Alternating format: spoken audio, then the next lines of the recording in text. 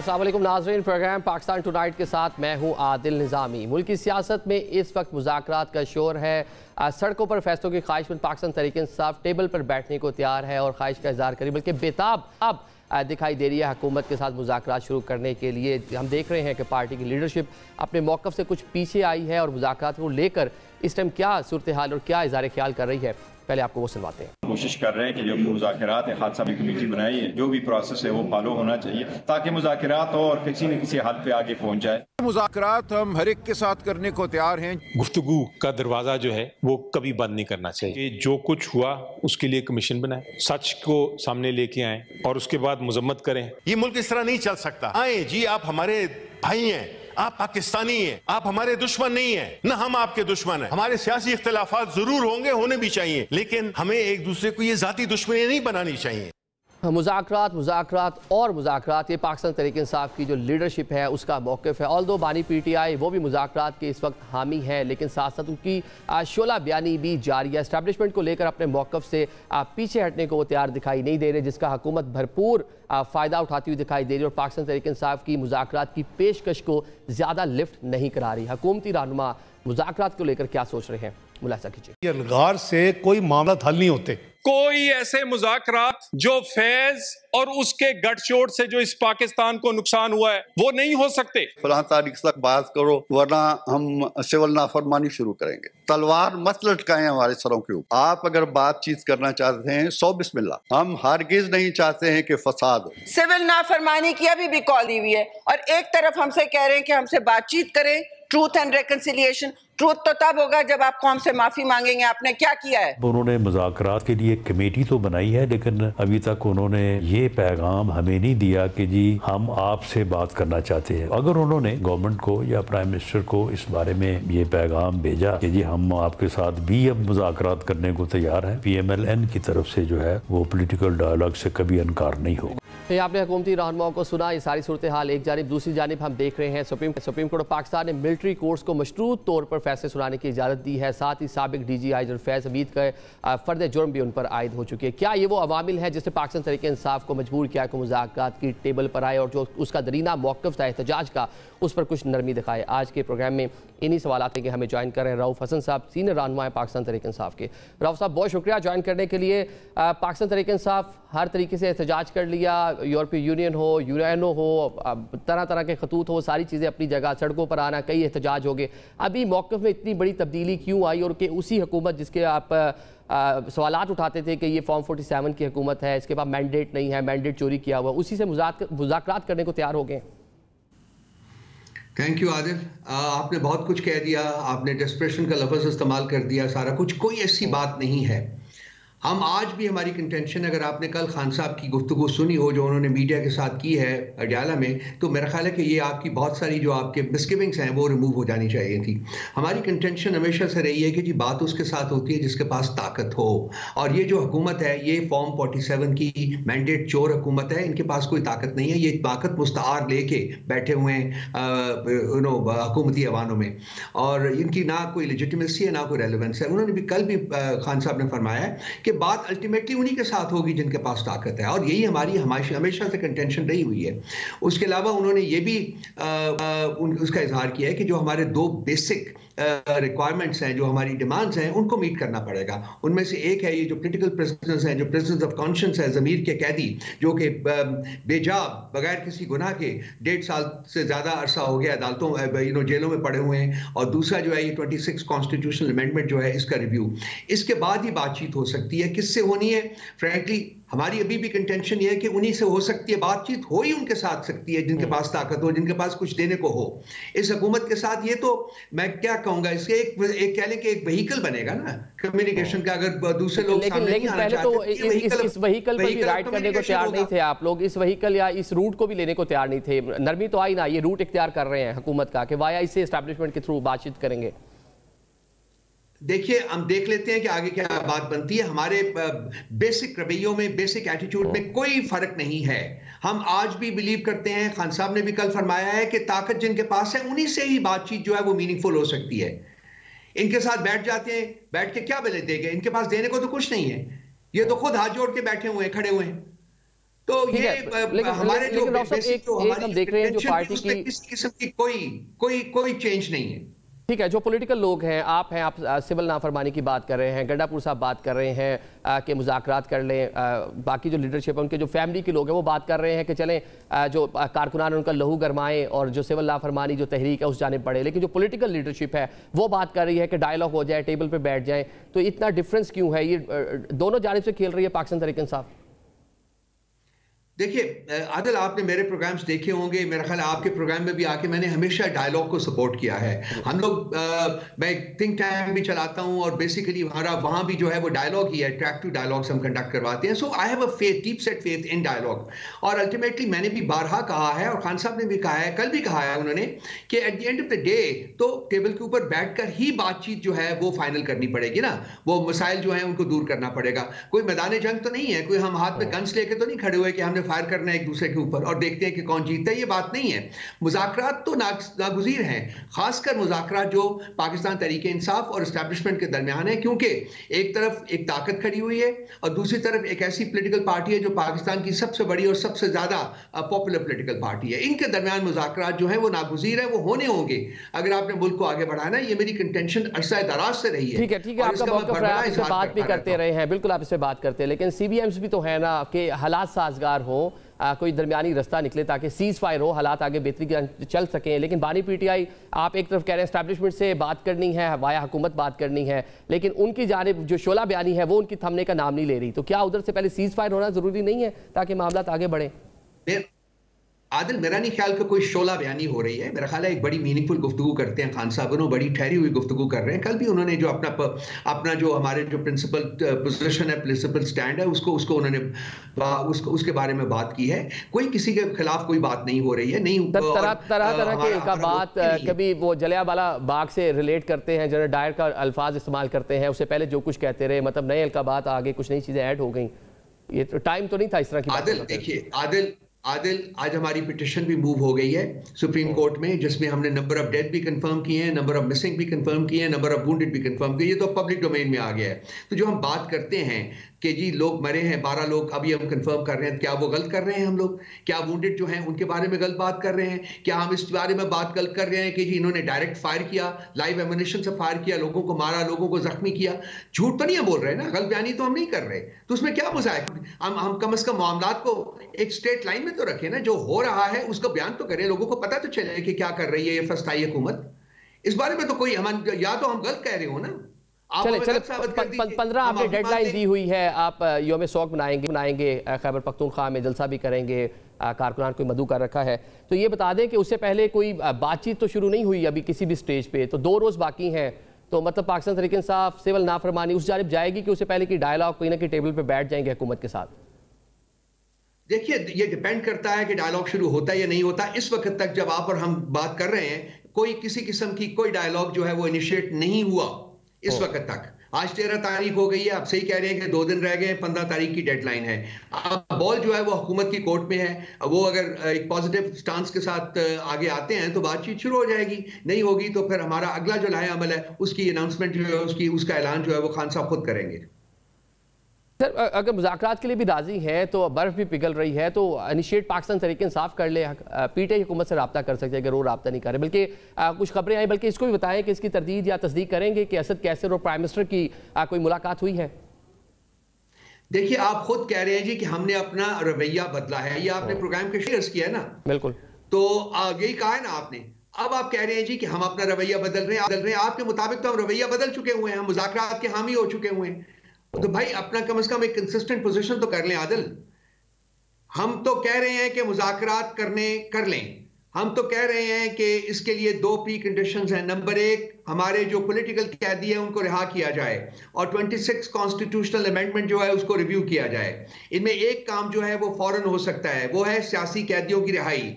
दूसरा काम जो है उसमें वक्त लगेगा, जिसके लिए हम तैयार हैं इनके साथ बैठ के क्रॉस द टेबल बातचीत करने को। Ball is in the court of the government. उन्होंने कहना है कि बातचीत शुरू करनी है कि नहीं। हमारी कमेटी देखिए आप ये बयानात तक है ना, पाकिस्तान तरीके इंसाफ भी बयानात दे रही है, आप रिजिड रहे अपने रवैये पे, उस पर तब्दीली आई जिस तरह भी बात कर रहे हैं आप भी कि मुज़ाकरात के लिए पाकिस्तान तरीके इंसाफ राजी हो गई है, तो हुकूमत से डायरेक्टली रब्ता क्यों नहीं कर लेते? पार्लियामान में कई कमेटीज़ में आप लोगों की मुलाकात होती है, काफ़ी जगह आप लोग एक साथ बैठते हैं, वहाँ मुलाकात होती रहती है, तो इसको इनिशिएट करे पाकिस्तान तरीके इंसाफ, 2 कदम आगे 4 कदम आगे आ जाए, क्योंकि बहुत सारा हम देखें नुकसान हो चुका है, पॉलिटिकली भी नुकसान हुआ पाकिस्तान तरीके इंसाफ को, मुल्क भी काफ़ी सफ़र कर रहा है पिछले कुछ टाइम से।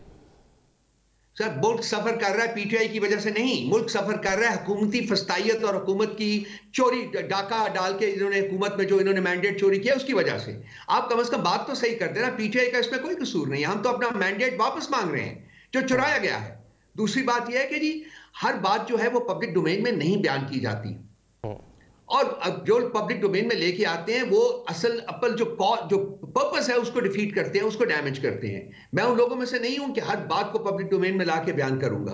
अगर मुज़ाकरात शुरू होने होंगे तो दोनों पार्टी की विलिंगनेस की बेसिस के ऊपर हो जाएंगे, वो शुरू हो जाएंगे, 2 दिन मौजूद है, नहीं होते तो खान साहब अगले जो हमारा जो अगला लायामल है उसका ऐलान करेंगे।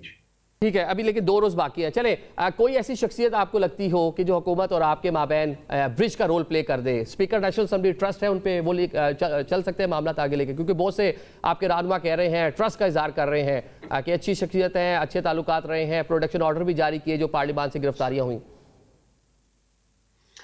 मैं कोई ऐसी स्पेकुलेशन नहीं करूंगा कि जी फलाना ये रोल प्ले कर सकता है, फलाना वो रोल प्ले कर सकता है। हम मैच्योर्ड लोग हैं, गवर्नमेंट के लोगों को भी पता है कि उनकी क्या पोजीशन है, हमें भी पता है कि हमारी क्या पोजीशन है। हम एक कंसेंट दिया है कि जी ठीक है बातचीत कर लीजिए, जैसा कि मैंने अर्ज किया है, बॉल जो गवर्नमेंट के कोर्ट में है, उन्होंने फैसला करना है, उनको अपने जो डाइवर्जेंट व्यूज हैं उसमें आहंगी लानी पड़ेगी और बैठना पड़ेगा टेबल के ऊपर, अगर वो बैठना चाहते हैं। नहीं तो हम अगले फेज में एंटर करेंगे 15 के बाद इंशाल्लाह। ठीक है रऊफ साहब, पाकिस्तान तहरीक इंसाफ तो राजी होगी, हुकूमत का एक मौक़िफ़ है कि पाकिस्तान तहरीक इंसाफ की जो लीडरशिप जो बाहर मौजूद है, आप लोग हैं, आप बैरिस्टर गौहर हैं, राजा साहब हैं, दीगर जो लोग हैं, गड्ढापुर साहब हैं, आप लोग मुज़ाकरात करेंगे, उस मुज़ाकरात की क्रेडिबिलिटी क्या होगी और क्या किसी स्टेज पर जाके जब बानी पीटीआई के तक मामला पहुँचेंगे वो उसको कि वीटो तो नहीं कर देंगे? 26वीं यानी तरमीम के मौका पर हमने देखा कि आप लीडरशिप जो थी बाहर, जेल से बाहर जो मौजूद थी, राजी हो गए थे। बैरिस्टर गौहर साहब ने कहा भी कि बानी पीटीआई के पास सारी चीज़ें लेके जा रहे हैं, मुत्तफिक नजर आए मौलाना के साथ वो, लेकिन वहां से चीजें वीटो हो गई। देखिए जो भी बात शुरू होगी खान साहब की इजाजत से होगी, डायरेक्शन से होगी, जो उसमें बातचीत होगी वो भी वक्तन फवक्तन उनकी डायरेक्शन के मुताबिक होगी। जो कंक्लूजन्स होंगे या जो हम कंक्लूजन्स करके उनके पास जाएंगे वो उस वक्त इंप्लीमेंट होंगे जबकि वो उसको अप्रूव करेंगे। ये इसी तरीके से होगा। अगर रैशनल गुफ्तगू होती है, एक अच्छे नताइज के ऊपर खत्म होती है वो गुफ्तगू, तो कोई वजह नहीं कि खान साहब उसको अप्रूव ना करें। ठीक है, ये मोहम्मद अली दुरानी साहब भी आजकल मुतहरिक है, गड्ढापुर साहब से मुलाकात की है, बल्कि गड्ढापुर साहब ने ओपोजिशन की जो दीगर जमातें हैं उनसे भी राब्ते किए हैं। तो बैक चैनल जो भी आप बात कर रहे हैं, अभी तक पब्लिकली नहीं कुछ चीज़ें चल रही हैं, मतलब ये तो आप कंफर्म करेंगे कहीं ना कहीं बैक चैनल कोई बातें चल रही हैं हुकूमत और पीटीआई के माबैन?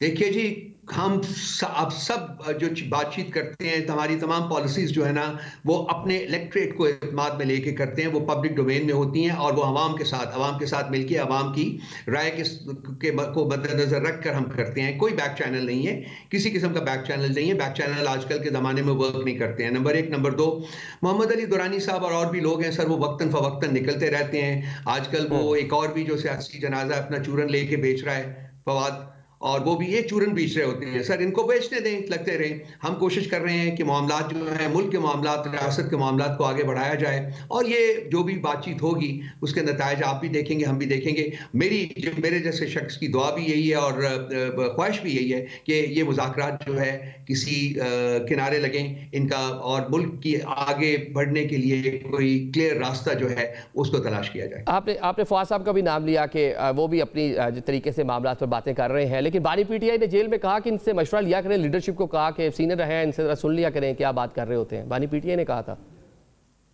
मेरा नहीं ख्याल कि कोई नाम लेके उन्होंने कहा जी, और मैं इसके बड़े बड़े और भी बातें मैं उसको इस वक्त नहीं करना चाहूंगा जी, फिर किसी वक्त आप बैठेंगे तो आपको बता दूंगा। चले, लेकिन इसी से रिलेट कर लेते हैं, बानी पीटीआई के हवाले से बात करते हैं कि जो लीडरशिप है पाकिस्तान तहरीक इंसाफ की, फवाद साहब कहते हैं वो उस तरह से जो है सीरियस नहीं है कि बानी पीटीआई जेल से बाहर आए, तो बानी पीटीआई को खुद ही कुछ करना पड़ेगा। लेकिन कल जो जेल में उन्होंने मुलाकात की है, सहाफियों से जो बात की है, वहां पर नजर आया कि तहफुजात का इजहार कर रहे हैं बानी पीटीआई, इंडोर्स कर रहे हैं फवाद चौधरी की बात को कि जो बाहर लीडरशिप है उस तरह से उन्होंने पार्लियामान में जो ये डी चौक पे वाकया हुआ उसको नहीं उठाया, जो पाकिस्तान तहरीक इंसाफ का मौक़िफ़ जिस तरह पेश किया जाना चाहिए था उस तरह से करने में लीडरशिप जो बाहर मौजूद है नाकाम रही है। देखिए, एक ऐसा शख्स जो कि पीटीआई का मेंबर भी नहीं है, जिसको पार्टी से 2023 में निकाला गया है, उसके बाद कमेंट के ऊपर मैं किसी किस्म की बातचीत नहीं मैं फवाद साहब नहीं, मैं बानी पीटीआई की बात कर रहा हूं, वो कह रहे हैं कि लीडरशिप बाहर जो है वो गुडी खेल रही है। जी सुन ले। और जहां तक खान साहब के कहने का सवाल है, उस सिलसिले में हमने आज पॉलिटिकल कमेटी की मीटिंग बुलाई हुई है और हम उसमें रिव्यू करेंगे कि कौन से ऐसे चीजें हैं जिनको कि हम फर्दर इंप्रूव कर सकते हैं ताकि खान साहब की डायरेक्टिव के मुताबिक हम पार्टी को आगे लेकर चलें। तो अपनी जो कमजोरियां हैं उनको दूर करने की पूरी कोशिश हम करेंगे। ठीक है, एक और भी हुकूमत बात कर रही है, यहाँ पर जो पॉलिटिकल एनालिसिस है वो एनालिसिस कर रहे हैं कि पीटीआई के लिए कुछ मुश्किलात पैदा होती नजर आई। देखा हमने कि military court supreme court Pakistan ने मशरूत तौर पर उसको इजाज़त दी है, साथ साथ फैज़ साहब का जो फर्द जुर्म आयद हो गई है, तो ये मुश्किलात पाकिस्तान तहरीक इंसाफ के लिए बढ़ती हुई नजर आ रही हैं, आप कैसे देखते हैं इसको? देखिए जी, ये जो मामला है ये मिलिट्री का अंदरूनी मामला है, वो अपने रूल्स एंड रेगुलेशंस के मुताबिक वो एक फील्ड जनरल कोर्ट मार्शल कर रहे हैं फैज हमीद साहब का, तो वो उनका अपना मामला है, हम उसमें बिल्कुल इंटरफेरेंस नहीं किसी किस्म की भी करेंगे। दूसरा, ये स्पेकुलेट करना कि इससे पीटीआई की मुश्किलात में इजाफा होगा, तो मैं उसमें भी नहीं कोई स्पेकुलेट करना चाहूँगा। मेरा ख्याल है कि I don't see anything like that happening, मेरा नहीं ख्याल कि कुछ ऐसा होगा, बल्कि मैं फील करता हूँ कि मामला जो हैं वो बेहतरी की तरफ जाएंगे। लेकिन टाइमिंग बड़ी अहम है ना सर, इस एक जानिब केसेस, एक जानिब फर्द जुर्म और दूसरी जानिब पाकिस्तान तहरीक इंसाफ अपने दरीना जो मौक़िफ़ उससे बैकफुट पे जा रही है, पीछे हट रही है, वरना टाइम जो आपके पास इलेक्शन से पहले भी था, उससे पहले जिस तरह हमने देखा कि काफ़ी आपकी जो सीनियर लीडरशिप जो खान साहब के बड़े करीब लोग थे, इमरान इस्माइल, उन्होंने बोला कि वारे सदर में बैठ के बहुत सी चीज़ें डील हो चुकी थी कि इलेक्शन में जा रहे हैं, बजट देना था हुकूमत ने, आम इंतखाबात होने थे, लेकिन बानी पीटीआई ने उसको वीटो कर दिया। उस टाइम भी मुज़ाकरात है, किसी बात पर राजी नहीं हुए। फिर इलेक्शन के बाद कई ऐसे मौके आए जिस टाइम हुकूमत के साथ आप लोग बैठ सकते थे, लेकिन एजिटेशन की सियासत को आप लोगों ने तरजीह दी। तो अब इस टाइम पे आके क्या ऐसा हो गया जो पाकिस्तान तहरीक इंसाफ अपने मौक़िफ़ से थोड़ा सा पीछे गई? मीडिया का काम बन गया है कि वो कंस्पिरेसीज जो है ना वो वीव करती है। मेरे जैसे बंदे का काम ये है कि मैं कंस्पिरेसीज को लेके आगे ना बढ़ाऊं। जो कुछ भी आपने कहा है ये आपकी एक हाइपोथेटिकल एनालिसिस है, मैं इसके ऊपर कमेंट नहीं करना चाहूंगा। हम अपना मैं इमरान इस्माइल साहब को कोट कर रहा हूं, मेरी बात खत्म कर लेने। जो आप हाइपोथेटिकल एनालिसिस के ऊपर मैं बिल्कुल कमेंट नहीं करूंगा।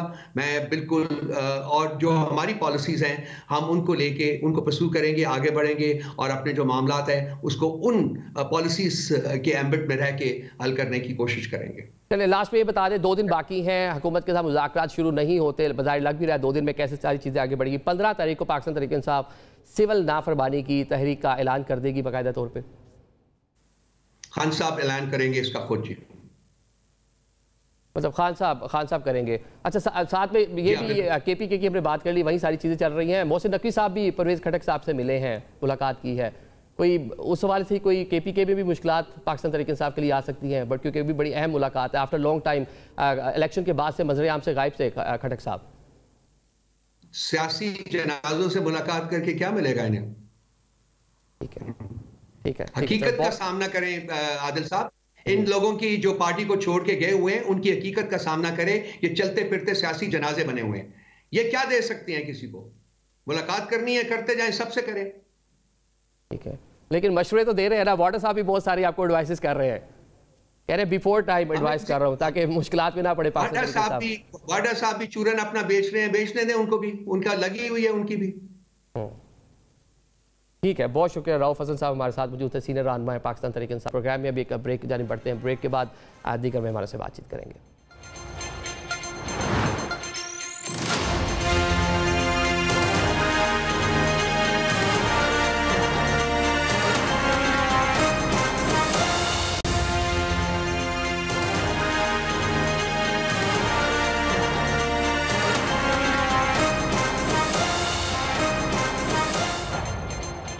Welcome back after the break. Program के सिलसिले को आगे बढ़ाते हैं। ब्रेक से पहले रऊफ हसन साहब हमें बता रहे थे कि पाकिस्तान तहरीक इंसाफ मुज़ाकरात को लेकर क्या सोच रही है। अब दीगर जो पैनलिस्टों से बात कर लेते हैं। सेनेटर डॉक्टर हुमायूं मोहम्मद साहब हमें ज्वाइन कर रहे हैं ईरान में पाकिस्तान तहरीक इंसाफ के, कादिर मंदोखिल साहब हमें ज्वाइन कर रहे हैं ईरान में पाकिस्तान पीपल्स पार्टी से, जबकि कौसर काजमी साहब हमें ज्वाइन कर रहे हैं लंदन से। ये तर्जुमान है जनाब पाकिस्तान मुस्लिम लीग नून पंजाब हुकूमत के। डॉक्टर साहब आपसे बात का आगाज़ कर लेते हैं। पाकिस्तान तहरीक इंसाफ अब चाह रही है कि मुज़ाकरात हों, अब हुकूमत उस तरह से लिफ्ट नहीं करवा रही, तो ये देर कर दी क्या पाकिस्तान तहरीक इंसाफ ने मुज़ाकरात की टेबल पर आते आते? बिस्मिल्लाहिर्रहमानिर्रहीम, इय्याका नअबुदु व इय्याका नस्तईन। देखिए इस तरह है, let me rephrase it. Pakistan Tehreek Insaf अगर आप मुझसे पूछे, हमें टू बी वेरी ऑनेस्ट इनके साथ मुज़ाकरात करने की जरूरत नहीं है, लेकिन जिस तरीके से जिस तरफ और जितनी शिद्दत से चीजें आगे जा रही है in terms of clashes, in terms of चीजें जो खराब होती जा रही हैं, हमने आज सेनेट में भी रिक्वेस्ट किया था कि अगर ये लोग किसी जेल में हैं तो हुकूमत को चाहिए कि वो उनको बता दे, उनके फैमिली मेंबर्स को, कि ये हमारे पास जेल में है। बाकी खैर रखे जेल में, वो अपनी बात है, लेकिन फैमिली मेंबर्स को बता दे, क्योंकि as of now they are missing people. ठीक है, अब अगर हम इससे आगे जाते हैं और क्लैशेस फर्दर बढ़ते हैं तो फिर ऑब्वियसली तहरीक इंसाफ अपने सही गलत जैसे भी कोई और समझता है या नहीं समझता, लेकिन वो हमारा पॉलिटिकल राइट होगा कि हम उस लिहाज से एहतजाज करें।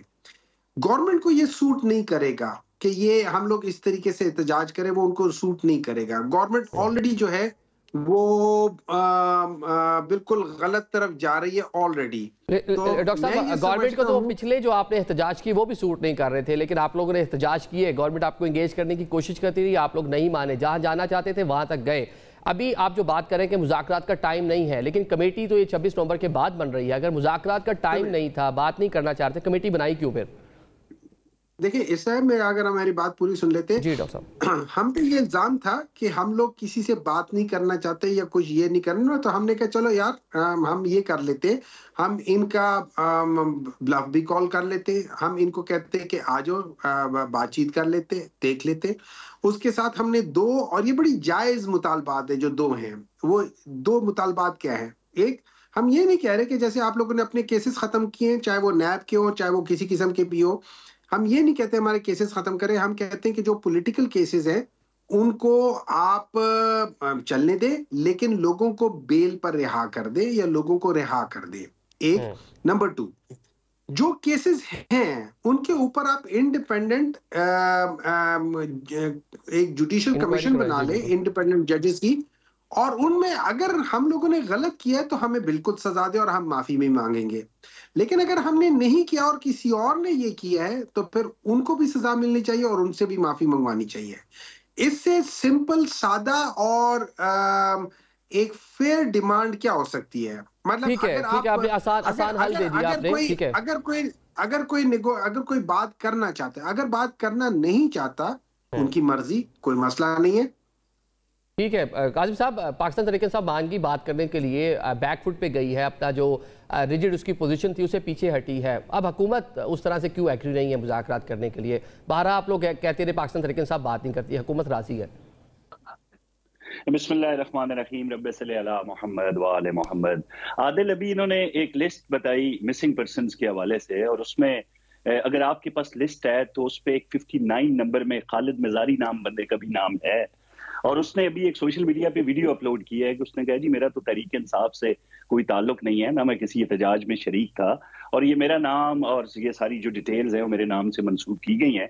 और उसने बाकायदा तौर पे अपना एक वीडियो बयान जारी करके इस अमर की तरदीद की है। अब आप कह रहे हैं कि जो एक कारकुन डिसऑन कर रहा है, चले एक ऐड कर लेना, यहाँ तो लीडरशिप डिसऑन करती रही है, मतलब हालात इस तरह के पैदा हो जाते हैं ना। जी आपने बड़े आराम से सुना है, मुझे बोलने दें, उसके बाद आप सवाल कर लेना जी। अब भी उसमें एक और ऐड करें, इनकी एक क्या नाम है उनका जी, शानदाना गुलजार है, उन्होंने भी एक लाश का बताया है जो कि 10 दिन कंटेनर में पड़ी रही है। उनका वीडियो बयान आया है सामने और उसमें कीड़े पड़ गए थे, और वो जनाब 10 दिन बाद निकाली, उन्होंने खुद देखी। अब कैसे देखी ये तो उनसे पूछा जा सकता है, तहरीक इंसाफ से उनका ताल्लुक है। तो जो लाशों की गिनती इन्होंने बताई है उसमें एक और इजाफा हो चुका है। दूसरा, अब ये बता रहे हैं भाई कि अगर हुकूमत मुज़ाकरात करना चाहती है, मुज़ाकरात इस तरीके से होते हैं, इनकी दो जमात के अंदर ना 2 ग्रुप हैं, एक इनका वो है जो पार्लियामान में बैठ के बड़ी मीठी मीठी बातें करता है, उनको भाई कहता है कि हम सारे जनाब सियासतदान हैं, भाई हैं, बातचीत से मामलात हल करते हैं। और एक इनका ग्रुप वो है कि अपने जो इनके फॉलोअर्स, सपोर्टर्स, वोटर्स हैं, उनके जहन में जो उन्होंने डाला हुआ था ना कि हम बस सादों को अमीन, हम किसी से बात नहीं करेंगे, हम किसी को, सारे करप्ट है, एक उसको खुश करता है, जिस तरह अभी टीवी पे कहा गया कि हम तो वो अगर चाहते हैं तो हम बात करेंगे। क्या इस तरीके से मुज़ाकरात होते हैं? साने 9 मई के हवाले से आज अदालत ने जब कह दिया ना कि आप वो जो सिविलियन का जो ट्रायल है वो मिलिट्री कोर्ट्स में होगा, असल मामलात ये हैं।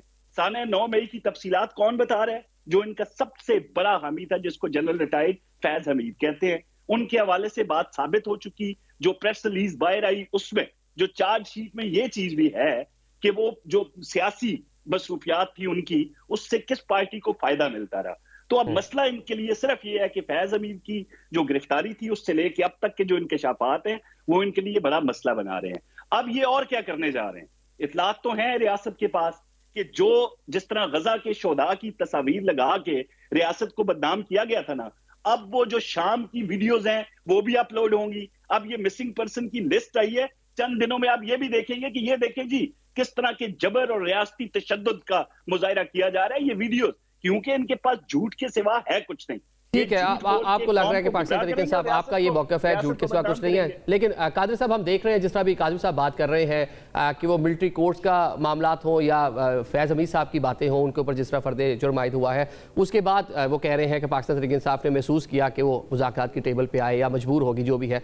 लेकिन चले, फिर भी एक पोलिटिकल एंटिटी तो है पाकिस्तान तरीके इंसाफ, पार्लियामान में भी मौजूद है। तो आप लोग, पाकिस्तान पीपल्स पार्टी 12 मौक़िफ़ रहा है कि इंगेज करें, बात करें, डायलॉग करें, ताकि पोलिटिकल टेम्परेचर नीचे आए, जो गैर यकीनी की सूरत हाल है वो बेहतर हो। तो इसमें पाकिस्तान पीपल्स पार्टी इस टाइम में क्या रोल प्ले कर सकती है? बिलाखिर राजी तो हो गई है पाकिस्तान तरीके इंसाफ मुज़ाकरात के लिए। तो सबसे पहले इनसे सवाल करें कि अब अभी हम चोर डाकू है या अभी हम फरिश्ते हो गए? आरटीएस सिस्टम बिठा के 2018 में इन नासूर को पाकिस्तान के ऊपर मुसल्लत किए, तो उस वक्त भी मेरे चेयरमैन बिलावल भुट्टो साहब ने और खुद शहबाज शरीफ साहब ने असम्बली के फ्लोर पे इनको दावत दी है कि इमरान खान का दम बड़म तुम्हारे साथ है। जवाब क्या मिला? हस्बी तरबियत चोर डाकू है।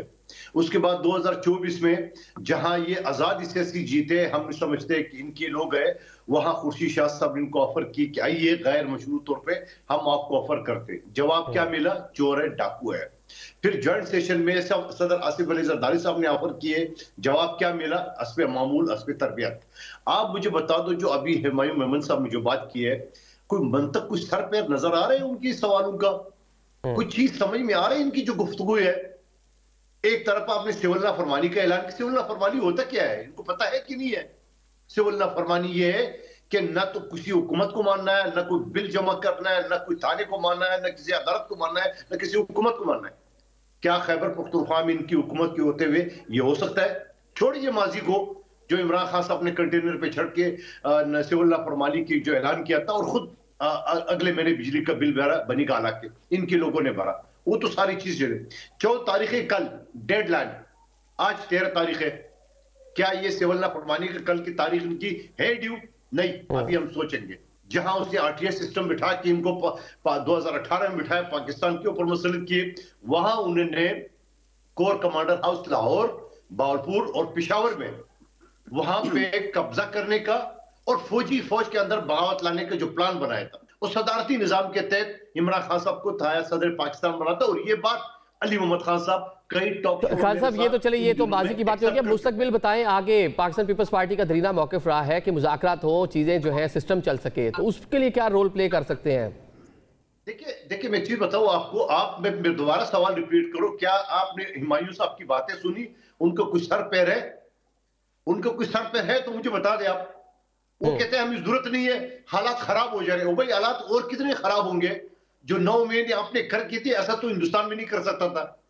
जो फिर 26 साल के आपने मासूम, लेकिन ये सर पैर जो आप बात करें तो दोनों जानिब से नहीं है ना। ऑल दो मुज़ाकरात के लिए PTI भी राजी दिखाई दे रही है। हुकूमत उससे पहले कहती रही है कि मुज़ाकरात होने चाहिए, लेकिन आज हम देख रहे हैं कि बानी PTI उनकी अहलिया पर एक और मुकदमा दर्ज हो गया। पाकिस्तान तहरीक इंसाफ जो है वो अदालत चली गई है ताकि हुकूमती वज़रा प्राइम मिनिस्टर पर मुकदमा दर्ज हो। अब हम देख रहे हैं डॉक्टर साहब, कैसे अगर मुज़ाकरात भी करने हैं, सीज़ फायर पहले कोई टेम्परेचर तो नॉर्मलाइज करें ताकि मुज़ाकरात हो सके। दोनों जानिब से पोजीशन तो वहीं की वहीं है, बल्कि बानी PTI जेल से भी बड़ी जो हार्ड लाइन जो उनकी ख़ुसूसन जो एस्टैब्लिशमेंट के बारे में है वो बैकफुट पे नहीं जा रहे, वहीं खड़े हुए हैं। अभी देखिए ना, अभी तो हमें ये कहा, अभी तो हम ये कह रहे हैं ना कि चलो हम, ये लोग कहते हैं कि हम हुकूमत है, हम पॉलिटिकल पार्टी है और हमसे बात नहीं करते हो तो ये करते हो, तो हमने कहा चलो यार हम आपसे बात कर लेते हैं, ठीक है। अब इसका आपको भी पता है, इनको भी पता है कि इनको बेसिकली इनके पास पावर तो है नहीं ना, ये डिसाइड, अगर ये पावर इनके पास होती डिसाइड करने वाली तो ये अपने लोगों को सेनेटर बनाते, बजाय इसके कि फैसल वावडा को ये लोग वोट देते या एमल वली को वोट देते, तो ये हो सकता है अपने मंदोखेल साहब को वोट दे देते, इनको सेनेटर बना देते। उन्होंने इनको सेनेटर नहीं बनाया क्योंकि वो ऑर्डर ये था कि यार ये सेनेटर नहीं बनेंगे, सेनेटर वो बनेंगे जिनको कहेंगे वो सेनेटर बनेंगे। तो ये सारी चीजें चलती रहती। खैर बहरहाल देखिए, that's part of the politics. सवाल ये है, जो आपने एक अच्छा सवाल पूछा था कि व्हाट्स आगे क्या होगा। मेरी नजर में अगर इस मुल्क को हम लोगों ने स्टेबलाइज करना है, उसके लिए पॉलिटिकल स्टेबिलिटी बहुत अहम है। आप कोई माने या ना माने, एक बहुत बड़ी स्ट्रेंथ जो है ना वो PTI की है इन टर्म्स ऑफ लोगों के दिलों में उनका घर है, लोगों के दिलों में वो है और एक बहुत बड़ी तादाद उनके साथ है, ठीक है। अच्छा, अब अगर ये लोग या कोई भी पाकिस्तान तहरीक इंसाफ से बात नहीं करता तो वो लोग सामने आए ना आए, वो लोग अंदर से हर्ट होंगे और वो लोग प्रॉपर तरीके से एज अ फंक्शनल जो कहा जाता है ना, इफेक्टिव फंक्शनल सिटीजन्स वो नहीं बन सकेंगे। उनका दिल नहीं होगा, उनका दिल खफा होगा, वो नहीं कर पाएंगे। उसका इम्पैक्ट आएगा पाकिस्तान की मईशत के ऊपर, पाकिस्तान की स्टेबिलिटी के ऊपर, पाकिस्तान की पॉलिटिकल स्टेबिलिटी के ऊपर। जब पाकिस्तान के अंदर पॉलिटिकल स्टेबिलिटी नहीं होगी तो आप जो मर्जी कर ले, पाकिस्तान के अंदर ग्रोथ नहीं आ सकती। मतलब ये सिंपल रूल होता है, ग्रोथ नहीं आ सकती। सारी बातें आप बजा पर, लेकिन स्टेबिलिटी आने के लिए आप पॉलिटिकल फोर्सेस को साथ बैठना होगा ना। लेकिन अगर आप मुलाजमीन कहेंगे और सीज फायर नहीं होगा, जो सिचुएशन है टेम्परेचर वो नीचे नहीं आएगा, तो ये मामले बढ़ेंगे कैसे? मेरा सवाल वहीं पे खड़ा है, मामले बढ़ेंगे कैसे? ये इल्जाम तराशियां चलती रहेंगी। दैट इज व्हाई इसीलिए हमने कहा है कि अगर ये लोग पॉलिटिकल फोर्सेस हैं तो हम इनसे बात करते हैं। अगर ये वाकई पॉलिटिकल फोर्सेस हैं तो हम बात करने के लिए तैयार है। हमारा ख्याल नहीं था कि ये पॉलिटिकल फोर्सेस हैं, हमारा ये ख्याल नहीं है, क्योंकि अगर ये पॉलिटिकल फोर्स होते तो ये मैंडेट की ऐसे ब्लेटेंट चोरी ना करते। अच्छा, उसकी वजह यह है कि अगर किसी ने कोई निशानदेही की है तो वो बंदा, जैसे वो कमिश्नर है, वो आज तक नहीं पता। आपको पता है कि वो कहाँ है कमिश्नर साहब? नहीं पता ना, किसी को नहीं पता। वो चीजें हो रही हैं। अगर ये पॉलिटिकल फोर्सेस होती तो जिस तरीके से ये अभी इन्होंने इस सुप्रीम कोर्ट को इनइफेक्टिव कर दिया है बाय ब्रिंगिंग देयर ओन जजेस, ये कभी ये ना करते, ये इस किस्म की हरकत कभी ना करते। ठीक है, लेकिन इस तरह की कोशिशें माजी में भी चले होती रही हैं, ये रवैये तमाम पॉलिटिकल पार्टीज के। आप ब्रेक ले लेते हैं, ब्रेक के बाद काजिम साहब से इन बातों का जवाब लेंगे। ब्रेक लेते हैं।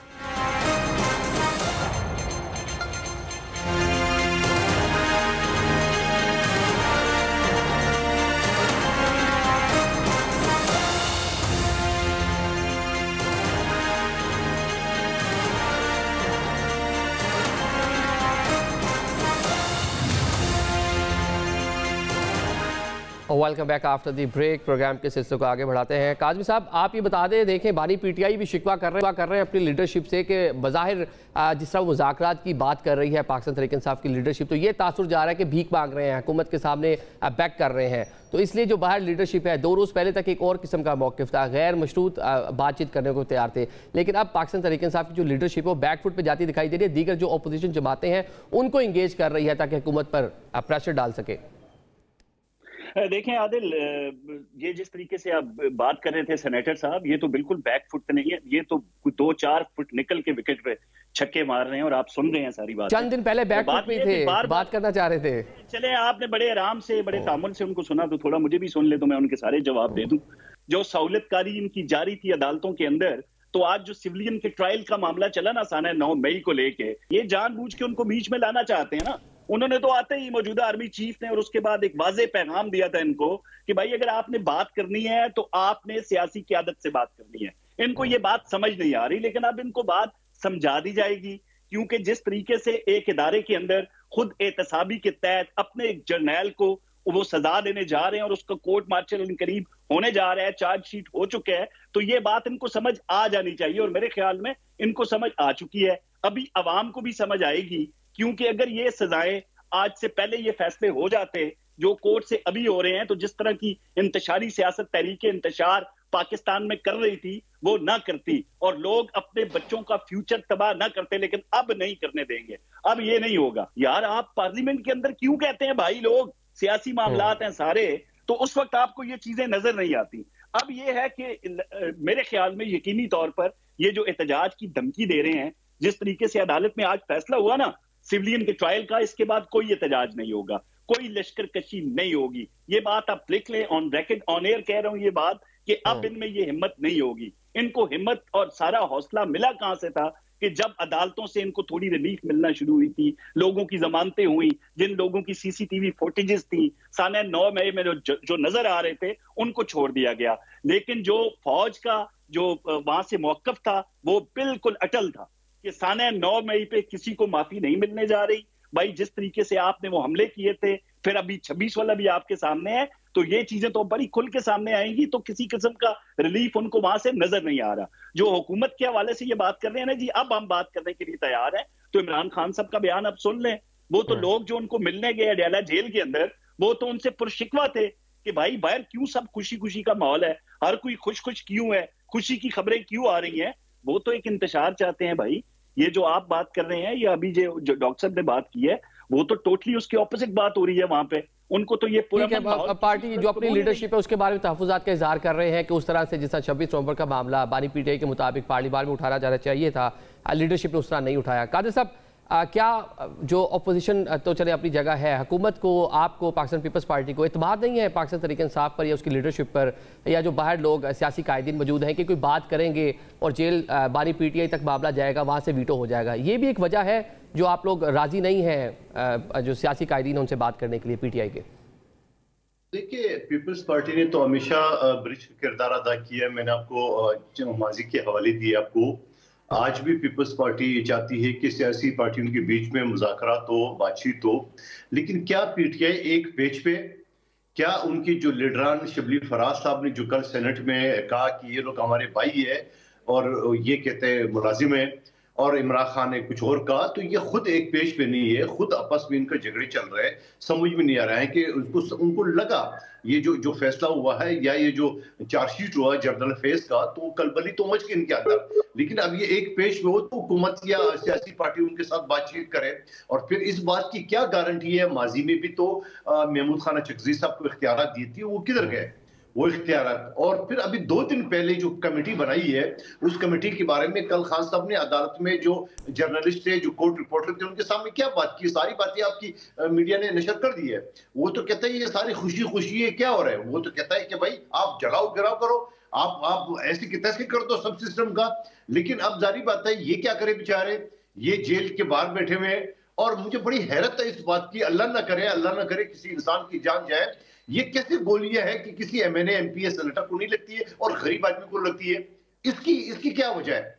अब बहुत सारे लोग हैं मेरे साथ टीवी चैनल पे बैठते हैं, उनकी एमएनए वगैरह बैठते हैं, किसी को गोली नहीं कहता हूं किसी को लगे, अल्लाह ना करे, मगर ये कैसे गोली है जो गरीब आदमी को लगती है, इनको नहीं लगती है?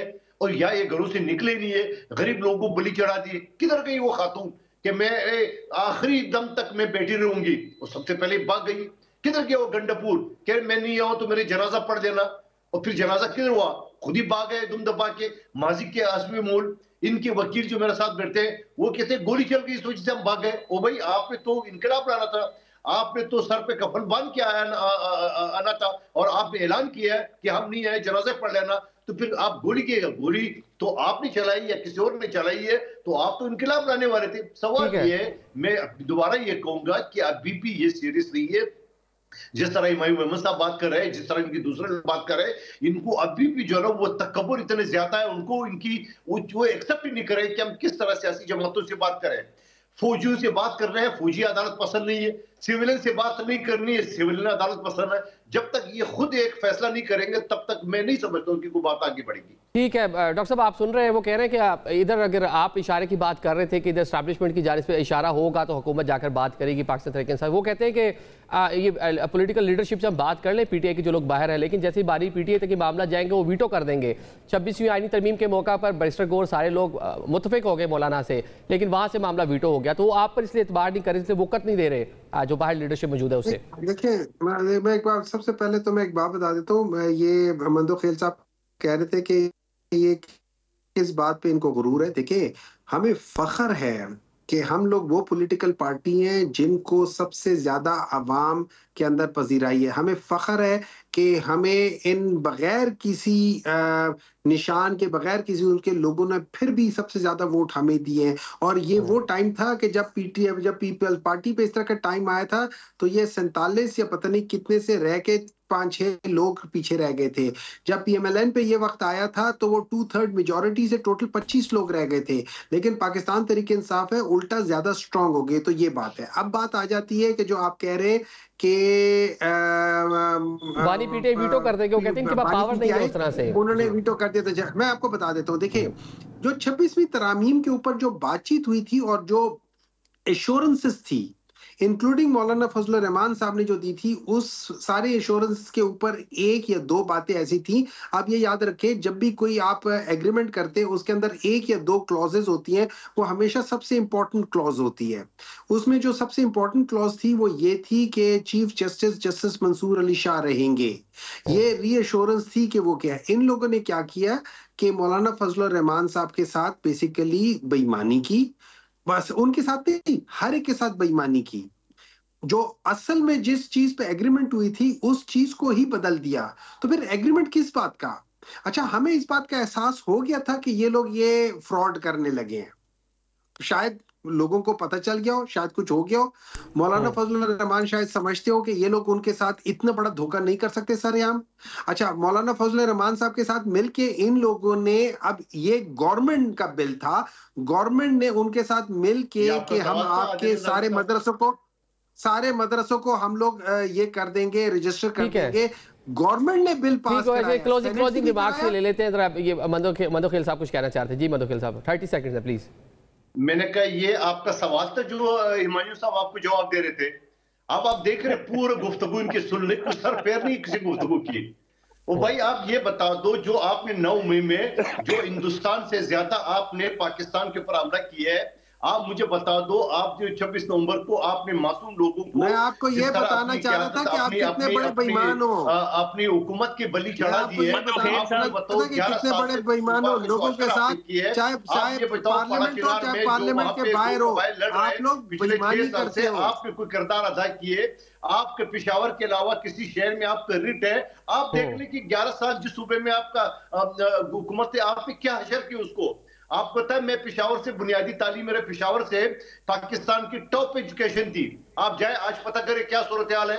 आज बलूचिस्तान जो सबसे कम था, बलूचिस्तान सबसे आगे चल रहा है। तो मैं ये कह रहा हूँ, खुदा का वास्ता रहम कर ले अपने लोगों पे, अपने सूबे पे और पाकिस्तान के ऊपर। देखिए मतलब पाकिस्तान में सियासी बातें जो है परफॉर्मेंस पे तो उस तरह बात ही नहीं करती ना। हम देखते हैं सियासत ही सियासत खेलती है, मरकजी हुकूमत हो, सूबाई हुकूमतें हो, यहाँ पे परफॉर्मेंस में कोई बात नहीं करता। आप तीनों मौजूद मेहमानों का आज के प्रोग्राम में शिरकत के लिए बहुत शुक्रिया। नाज़रीन है कि बिला आखिर जो पॉलिटिकल फोर्सेज हैं, मुज़ाकरात की टेबल पर ही बैठना पड़ेगा। मुज़ाकरात होंगे तो मामला आगे बढ़ सकते हैं। आज के प्रोग्राम से हमें इजाज़त दीजिए। अल्लाह हाफिज़।